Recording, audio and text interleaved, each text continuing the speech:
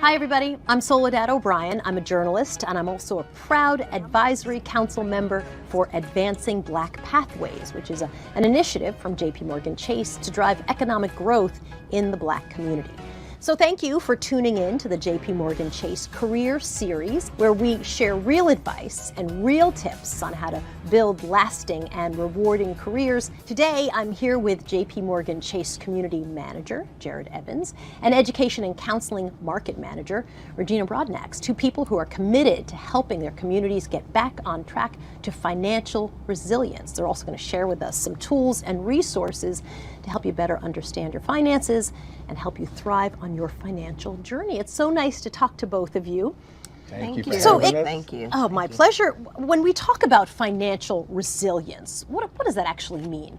Financial resilience really is being able to weather the storm of life, and we saw it even last year where we had to have folks that were in a terrible light, but they came out of it. We've all come out of it because of the fact that we are resilient, because of the fact that we have things set aside, funds put away, prepared for rainy days, if you will. Yeah, and for me, Soledad, resilience, the word that just comes to mind is always sustainability.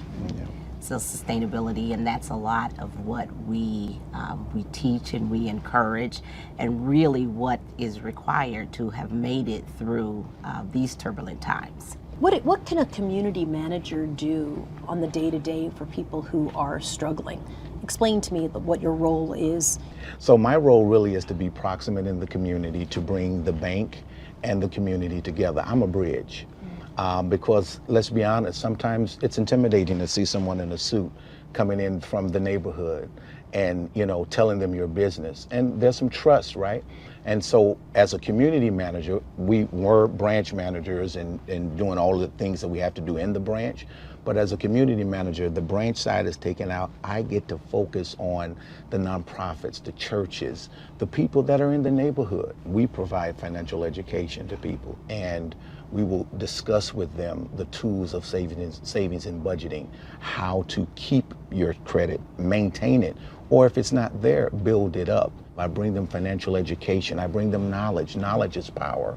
A poll that was conducted by NPR, the Robert Wood Johnson Foundation, and the Harvard T.H. Chan School of Public Health found that 66% of Black households with children reported serious financial problems during the pandemic, compared to 51% of white households. When you see data like that, how do you think about what kind of information and advice you have to give people about resilience and weathering these kinds of storms? We have to let them know they're not alone.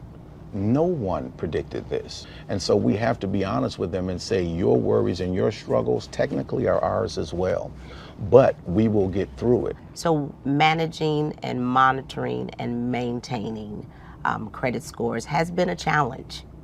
In this, we see that people were using more credit, leveraging their credit cards, and so the FICO scores are lowering. Credit is key. If you want to buy a home, if you want to buy a car, even your car insurance, the amount you pay is connected to your credit score. We have resources at Chase, one that I really am fond of, Credit Journey, which helps our customers as well as non-customers manage, monitor their credit scores. It also gives them the opportunity to put in scenarios to work on the credit scores. One of the most common ways that people inherit and pass on generational wealth is through owning their home. And so you're well aware of this. Time News reported that the gap in home ownership rates between Black Americans and white Americans, it grew.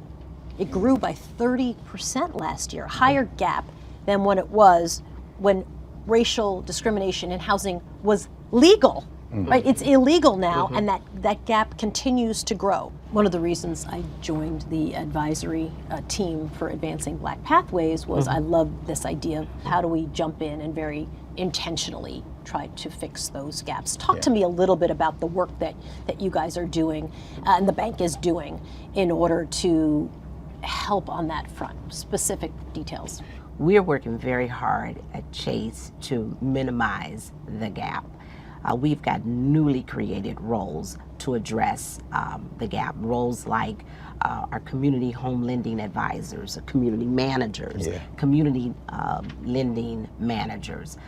We've hired people, the right people, who mirror the communities that they serve.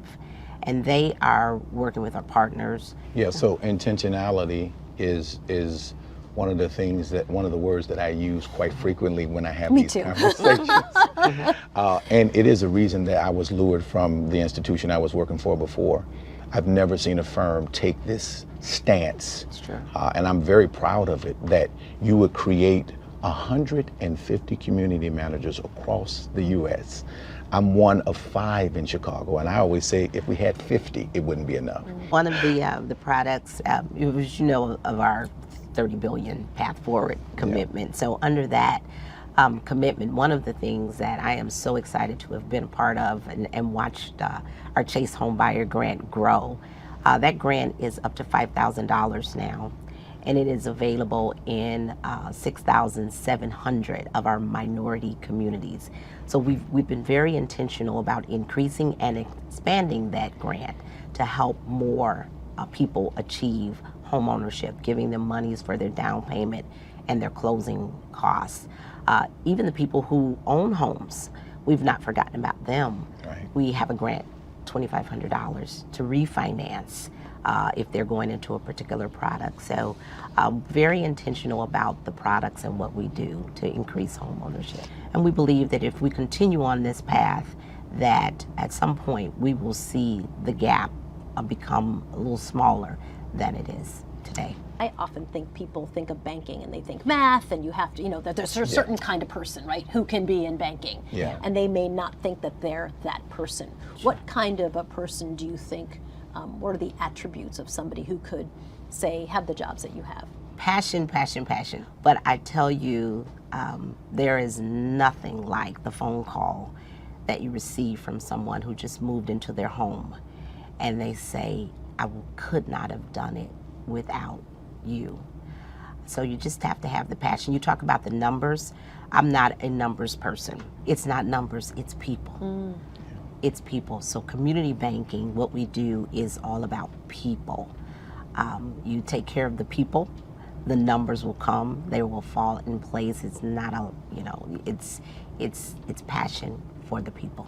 To anybody who's listening to this conversation and things like, wow, these are careers that they'd be interested in pursuing or at least looking into, where would you send them?